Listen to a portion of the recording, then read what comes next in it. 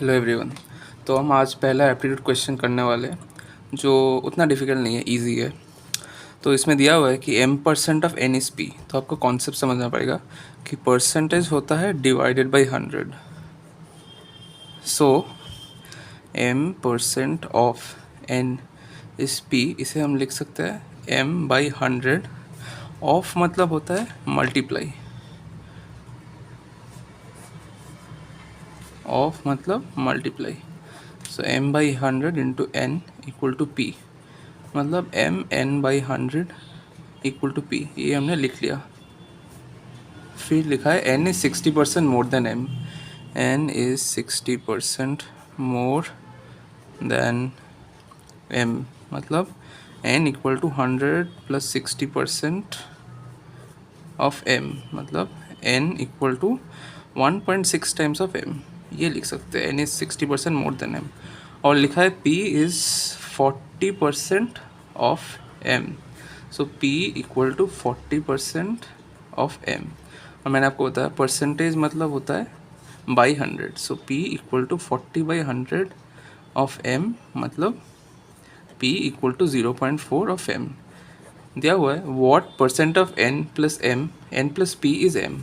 सो हमें निकालना है m/n plus p is what percent.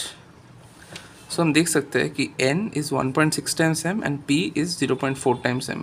So m/1.6 m plus 0.4 m।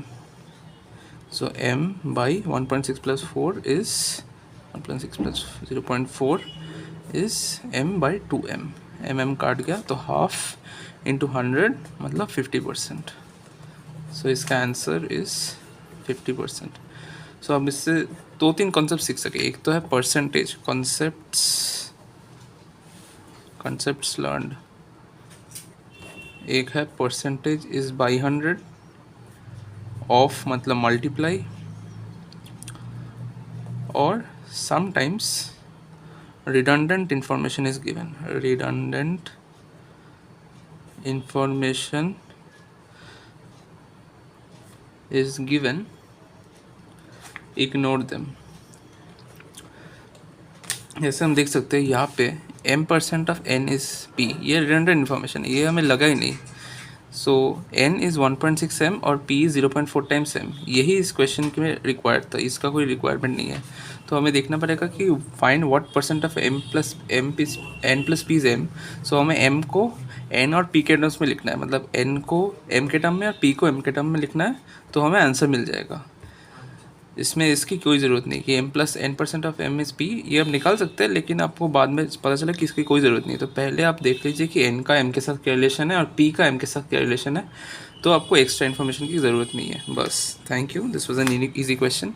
Will come up with the second part of this.